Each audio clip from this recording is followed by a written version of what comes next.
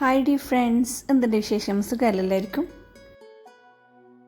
അപ്പോൾ ഇന്നത്തെ ഈ ഒരു കുഞ്ഞു വ്ളോഗിൽ ഞാൻ നിങ്ങളായിട്ട് ഷെയർ ചെയ്യുന്നത് നല്ല തട്ടുകട സ്റ്റൈൽ, നല്ല നാടൻ രുചിയിൽ നല്ല അടിപൊളി ക്രിസ്പി ആയിട്ടുള്ള ഉള്ളിവട എങ്ങനെ ഉണ്ടാക്കാമെന്നാണ്. ഉള്ളിവട എല്ലാവരും ഉണ്ടാക്കുന്നതാണ്, പക്ഷെ എന്നാലും ഞാൻ ഉണ്ടാക്കുന്ന ആ ഒരു സ്റ്റൈൽ നിങ്ങളായിട്ട് ഷെയർ ചെയ്യുന്നത്. നല്ല ടേസ്റ്റിയാണ്.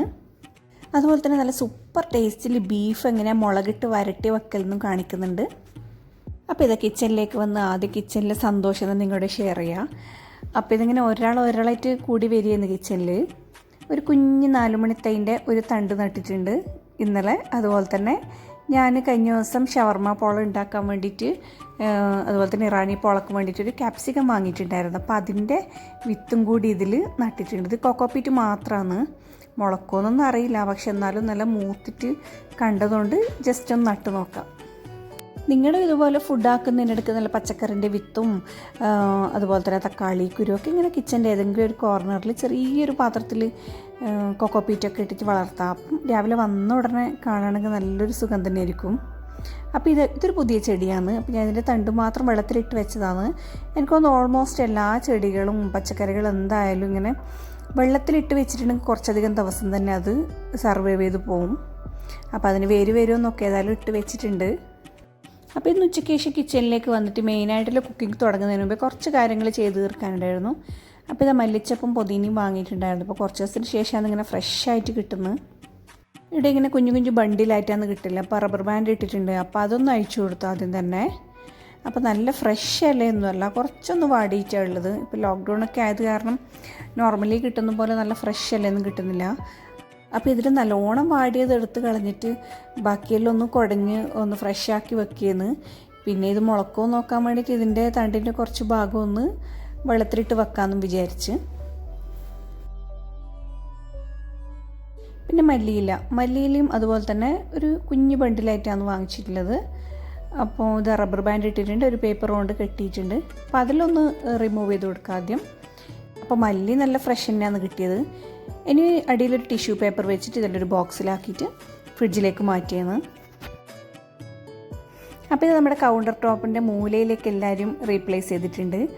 അപ്പം കുറച്ച് കറിവേപ്പില ഞാൻ ഒരു വെള്ളത്തിലിട്ട് വെച്ചിട്ടുണ്ട് തണ്ടോട് കൂടി. അപ്പോൾ നല്ല ഫ്രഷ് ആയിട്ട് നിൽക്കും. ഒരു 2 ദിവസത്തേക്ക് അങ്ങനെ നമുക്ക് ആവശ്യം ഉള്ളത് അതിൽ തന്നെ പറിച്ചെടുത്താൽ മതി. പിന്നെ മൈക്രോ ഗ്രീൻസും ബാക്കിയുള്ള ചെടിയിൽ ഓൾറെഡി ഉള്ളതാണ്. പിന്നെ ഞാൻ ആ വാടിയ പൊതിന ചപ്പിലെല്ലാം കുറച്ച് വെള്ളത്തിലിട്ട് വെച്ചിട്ടുണ്ട്. പിന്നെ ഞാൻ അതിൽ വേര് വരാൻ വേണ്ടിയിട്ട് കുറച്ച് ഇട്ടിട്ടുണ്ട്. അപ്പോൾ ഇത് കണ്ടില്ലേ, നല്ല മരം വെച്ച് പിടിപ്പിച്ച പോലെ ഉണ്ട് കിച്ചണിലെ മൂലയിൽ. അപ്പോൾ ഇത് കാണുമ്പോൾ തന്നെ നല്ലൊരു രസമാണ്. പക്ഷേ ഇപ്പോൾ കിച്ചണിൽ നല്ല ചൂടാണെന്നുള്ളത്. അപ്പോൾ അതുകൊണ്ട് എങ്ങനെയാവുമെന്ന് അറിയില്ല. അപ്പോൾ ആദ്യത്തെ പണി ഇത് എണ്ണ കാച്ചലാണ്. അപ്പോൾ തലയിൽ തേക്കാൻ വേണ്ടിയിട്ട് എണ്ണ കാച്ചിയെന്ന്. അപ്പോൾ ഇതിൽ ഞാൻ പ്യുവർ വെളിച്ചെണ്ണയിലേക്ക് ചേർത്തിട്ടുള്ളത് ഒരു പിടി കറിവേപ്പില. അപ്പോൾ കറിവേപ്പില എത്ര ഇട്ടാലും അത്രയും നല്ലതാണ്. പക്ഷേ ഇപ്പോൾ അവൈലബിൾ അല്ലാത്തതുകൊണ്ട് ഞാൻ ഒരു പിടി ഇട്ടിട്ടില്ല. പിന്നെ ഇതാ കറ്റാർവാഴൻ്റെ തണ്ട് ചെറുതായി ഒന്ന് കട്ട് ചെയ്തിട്ട് അത് നല്ലോണം തിളപ്പിച്ചിട്ട് ഒന്ന് തണുക്കാൻ വെക്കാം. പിന്നെ ഇതാ എണ്ണയെല്ലാം ചൂടാറിയ ശേഷം അതിൻ്റെ ആ ഒരു കാര്യമായിട്ടുള്ള തണ്ടും കാര്യങ്ങളൊക്കെ ഒന്ന് അരിച്ചെടുക്കാം. ഇതൊരു കുപ്പിയിലേക്ക് ഞാൻ മാറ്റി വെച്ച്. അപ്പോൾ കുറച്ച് ദിവസമായി വിചാരിക്കും ഞാനിപ്പോൾ എണ്ണയെല്ലാം തീർന്നിട്ടുണ്ട്. അപ്പോൾ ആദ്യം തന്നെ ഇതങ്ങ് ചെയ്ത് വെക്കാമെന്ന് വിചാരിച്ചു. അപ്പോൾ നാട്ടിൽ നിന്ന് കൊണ്ടുവന്ന നല്ല ശുദ്ധമായ വെളിച്ചെണ്ണയാണ്. മൈലാഞ്ചിയിലേയും കൂടി ഉണ്ട് ഇപ്പം, പിന്നെ അതും കിട്ടിയില്ല. പിന്നെ അടുത്ത പരിപാടി നമ്മുടെ പോള ചുട്ടെടുക്കലാണ്. നോമ്പ് പോള എന്നെല്ലാം പറയും ചില സ്ഥലത്ത്. നമ്മളെ നാട്ടിലായാലും ഇത് അങ്ങനെ തന്നെയാണ്. നോമ്പിന് മാത്രമേ ഈ ഒരു സാധനം കാണില്ല. കണ്ടിട്ട് നല്ല സോഫ്റ്റായിട്ട് പെർഫെക്റ്റായിട്ട് കിട്ടിയിട്ടുണ്ട്. അപ്പോൾ ഇതിൻ്റെ റെസിപ്പി ഞാൻ സെപ്പറേറ്റ് തന്നെ ഇടുന്നുണ്ട്, അതുകൊണ്ട് ഇതിലൊന്നും പറയുന്നില്ല. അപ്പോൾ അതെല്ലാം ചുട്ട് ഞാൻ ആദ്യം തന്നെ അടച്ചു വെച്ച്. അപ്പോൾ ഇനി നമ്മുടെ സ്പെഷ്യൽ ഉള്ളിവട ആക്കാനുള്ള പരിപാടിയിലേക്കാണ്. അപ്പോൾ ഞാൻ കുറച്ചധികം തന്നെ ഉള്ളി എടുത്തിട്ടുണ്ട്, കാരണം മക്കൾക്കും ഇഷ്ടമാണ് ഭയങ്കരം. എനിക്കും ഉള്ളിവട ഇഷ്ടമാണ്. പിന്നെ നോമ്പായിട്ട് കാര്യമായിട്ട് ഉള്ളിവട ആക്കിയിട്ടുമില്ല. അപ്പോൾ നാട്ടിലാണെങ്കിൽ ഉപ്പാക്കും ഏറ്റവും ഇഷ്ടപ്പെട്ട സാധനമാണ് ഈ ഉള്ളിവട. അതുകൊണ്ട് ഉമ്മ ഇടയ്ക്കിടയ്ക്ക് ഉണ്ടാക്കുന്നത് കാണാം നോമ്പിനായാലും. പിന്നെ സാധാരണ ദിവസങ്ങളിൽ സുന്നത്ത് നോമ്പൊക്കെ എടുക്കുന്ന സമയത്ത് ഉമ്മ കാര്യമായിട്ട് ഉണ്ടാക്കൽ ഈ ഉള്ളിവട തന്നെയാണ്. അപ്പോൾ ഉള്ളി ആദ്യം നല്ലോണം കഴുകിയിട്ട് നല്ല നേരിയതായിട്ട് അരിഞ്ഞെടുക്കണം. നേരിയെന്ന് പറഞ്ഞാൽ നല്ല മുടി പോലെ നല്ല തിന്നായിട്ടുള്ളതായിരിക്കണം, എന്നാലേ ആ ഉള്ളിക്കൊരു ക്രിസ്പിനെസ് ഉണ്ടാവും. അപ്പോൾ ഇത് ഉള്ളിയെല്ലാം മുറിച്ചിട്ട് കൈ കൊണ്ട് നല്ലോണം ഇങ്ങനെ എന്താ പറയുക ഞമ്മണ്ടി കൊടുക്കുക. അപ്പോൾ അതിൻ്റെ ഇങ്ങനെ വിട്ട് വരാൻ വേണ്ടിയിട്ടാണിത്. പിന്നെ നമുക്കിതിലേക്ക് വേണ്ടത് കുറച്ച് വെളുത്തുള്ളി. അപ്പോൾ ഞാൻ കുറച്ചധികം തന്നെ എടുക്കുന്നുണ്ട്. പിന്നെ ഇതൊരു വലിയ കഷ്ണം ഇഞ്ചി, പിന്നെ ഒരു 5-6 പച്ചമുളക്, അപ്പോൾ അത്യാവശ്യം എരിവ് വേണം ഇതിന്. പിന്നെ നമുക്ക് വേണ്ടത് കറിവേപ്പില. അപ്പോൾ ഇതാ തണ്ടും തന്നെ ഇവിടുന്ന് പൊട്ടിച്ചെടുക്കാം.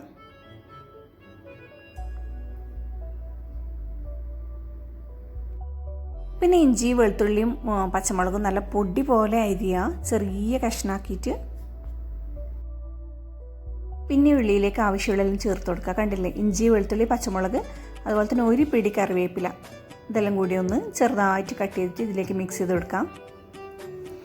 പിന്നെ നമുക്ക് വേണ്ടത് മല്ലിച്ചപ്പും അതുപോലെ തന്നെ പുതിനച്ചപ്പുമാണ്.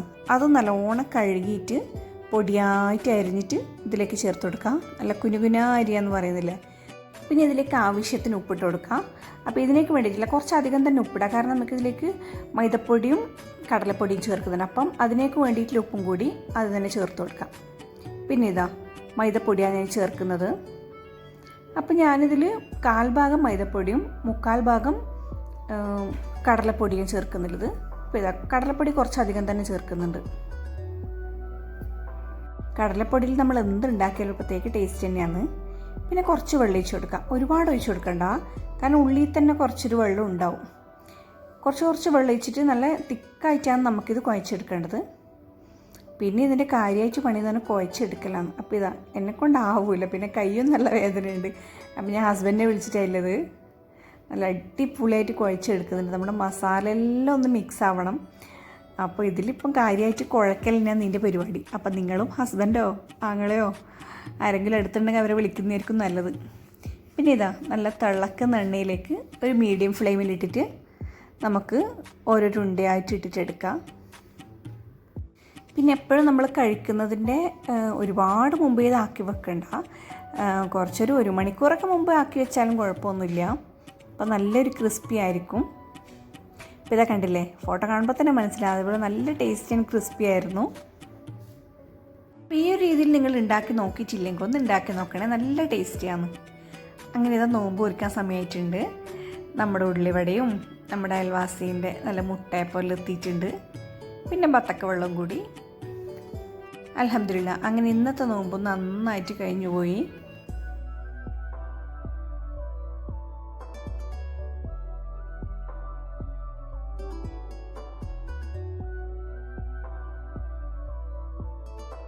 പിന്നെ നിസ്കാരം ഓത്തെല്ലാം കഴിഞ്ഞിട്ട് പതിവ് പോലെ തന്നെ നല്ല സ്ട്രോങ് ആയിട്ടുള്ളൊരു പാൽച്ചായയും കുടിച്ച് പിന്നെ മക്കളെ കൂടെ കുറച്ച് കളിയും പിന്നെ കുറച്ച് കിടത്തമൊക്കെ കഴിഞ്ഞിട്ടാണ് കിച്ചണിലേക്ക് വന്നത്.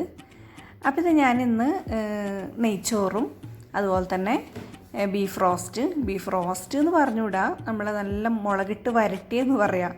അപ്പോൾ അത് ഉണ്ടാക്കാൻ വേണ്ടിയിട്ടാണ് ഇറങ്ങിയത്. അപ്പോൾ കുക്കറിലാണ് ഉണ്ടാക്കുന്നത്. ഞാൻ കുക്കറിൽ ഇതാ ഉള്ളി ഇഞ്ചി വെളുത്തുള്ളി പച്ചമുളക് ഇട്ട് നന്നായി ഒന്ന് വഴറ്റി പിന്നെ മസാലപ്പൊടി അതിലേക്ക് ചേർത്തോട്ട് നമ്മൾ മുളക് പൊടി മഞ്ഞൾപ്പൊടി ഗരം മസാല അതുപോലെ തന്നെ നമ്മുടെ പെപ്പർ പൗഡർ അതും കൂടിയിട്ട് നന്നായി ഒന്ന് ബീഫും ചേർത്തിട്ട് ഇളക്കി ആവശ്യത്തിനുള്ള ഉപ്പും വെള്ളവും മാത്രം ഒഴിച്ച് പിന്നെ ഇതാ നമ്മുടെ സീക്രട്ട് ഇൻഗ്രീഡിയൻറ്റ് ഒരു കുഞ്ഞി ഉരുള പുളിയും കൂടി ചേർക്കുന്നുണ്ട്. കുറച്ച് ചേർക്കാൻ പാടില്ല, അധികം ചേർക്കാൻ പാടില്ല.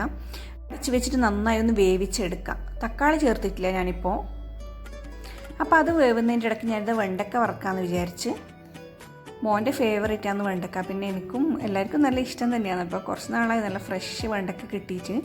അപ്പോൾ ഇത് കൊണ്ടുവന്നപ്പോൾ തന്നെ ഏതായാലും വറക്കാമെന്ന് വിചാരിച്ച്. ഇനി അടുത്ത് നെയ്ച്ചോറ് ഉണ്ടാക്കില്ല. നെയ്ച്ചോറ് എങ്ങനെ ഉണ്ടാക്കലൊന്നും ഞാൻ പറയുന്നില്ല, പിന്നെ കുറച്ച് കാര്യങ്ങൾ മാത്രമേ പറയുന്നുള്ളൂ. ഞാനിതാ വയനാടൻ കൈമയാണ് എടുത്തിട്ടുള്ളത്. അപ്പോൾ എൻ്റെ ഇത്രയും നാളിലെ എക്സ്പീരിയൻസിൽ നമുക്ക് നല്ല അടിപൊളി നാടൻ സ്റ്റൈലിൽ നെയ്ച്ചോറ് കഴിക്കണമെങ്കിൽ വയനാടൻ കൈമ തന്നെ വേണം. വയനാടൻ കൈമ ജീരകശാല എന്നൊക്കെ പറയും, എല്ലാവർക്കും അറിയാമല്ലോ. അപ്പോൾ ഇതാ നമ്മുടെ ബീഫെല്ലാം നല്ലോണം വെന്ത് വന്നിട്ടുണ്ട്. ബീഫിൻ്റെ കാര്യത്തിൽ ഒന്നും ശ്രദ്ധിക്കേണ്ടത്, ഒന്ന് ഉപ്പ് കറക്റ്റാണെന്ന് നോക്കാം, അതുപോലെ തന്നെ ബീഫ് വെന്തിനോ നോക്കാം. വെന്തിട്ടില്ലെങ്കിൽ ഒരു കോംപ്രമൈസും ഇല്ല, നമ്മൾ വേവിച്ചെടുത്തേ പറ്റൂ. കാരണം ആ കുക്കറിൽ വേവുന്നതൊരു വേവ് തന്നെയാണ്. പിന്നെ അത് കഴിഞ്ഞ് നമ്മൾ ചട്ടിയിൽ ഇട്ടിട്ടൊന്ന് ചൂടാക്കിയാലൊന്നും കറക്റ്റ് വേവില്ല. കുക്കറിൽ തന്നെ വെന്തുടയണം. വേവ് കൂടിയാലും വേവ് ഒരിക്കലും കുറയാൻ പാടില്ല. അപ്പോൾ ഇത് വറ്റി വന്നിട്ടുണ്ട്. ഇനി നമുക്കിതൊന്ന് കാച്ചി എടുക്കണം. ഒരു ഉള്ളീൻ്റെ പകുതി എടുത്തിട്ട് ഞാൻ നന്നായി ഇവിടെ ഫ്രൈ ചെയ്യുന്നു. ഇനിയിപ്പോൾ അതിലേക്ക് ഒരു പിടി കറിവേപ്പിലയും കൂടി ചേർത്ത് കൊടുക്കാം. അപ്പോൾ നല്ലൊരു മണത്തിന് വേണ്ടിയിട്ടാണ്. അപ്പോൾ ഇതെല്ലാം ആദ്യം ചേർത്തതാണ്, പക്ഷെ എന്നാൽ കൂടി ലാസ്റ്റ് ഇതൊന്ന് ചേർക്കുകയാണെങ്കിൽ നല്ലൊരു മണമായിരിക്കും. പിന്നെ ഇതിലേക്ക് ഞാൻ ഒരു നുള്ള് ഗരം മസാലയും കൂടി ചേർക്കുന്നുണ്ട്. അത് നമുക്ക് ഉള്ളിയിലേക്ക് ഇട്ടിട്ടൊന്ന് വഴറ്റുകയും ചെയ്യാം, ഈ ഒരു കറിയിലേക്ക് നമുക്ക് ചേർത്ത് കൊടുക്കുകയും ചെയ്യാം.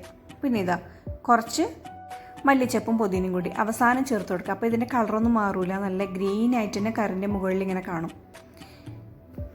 പിന്നെ അൽഹംദുലില്ലാ എല്ലാവരും നന്നായിട്ട് തന്നെ ഫുഡ് കഴിച്ചു. അപ്പോൾ ഇതാണ് ഇന്നത്തെ നോമ്പ് വിശേഷം. വീഡിയോ നിങ്ങൾക്ക് ഇഷ്ടപ്പെട്ടെന്ന് വിചാരിക്കുന്നു. ഇഷ്ടപ്പെട്ടെങ്കിൽ ഒന്ന് ലൈക്ക് ചെയ്യാൻ മറക്കല്ലേ. അതുപോലെ തന്നെ നിങ്ങളുടെ അഭിപ്രായങ്ങളൊക്കെ കമൻറ്റ് ചെയ്യുക. നിങ്ങളുടെ ചങ്ങായിമാർക്കൊക്കെ ഒന്ന് ഷെയർ ചെയ്ത് കൊടുക്കുകയും ചെയ്യുക. അപ്പോൾ ഇൻഷാ അല്ലാഹ് വേറൊരു വീഡിയോ ആയിട്ട് വീണ്ടും കാണാം. അതുവരെ ടേക്ക് കെയർ, ബൈ.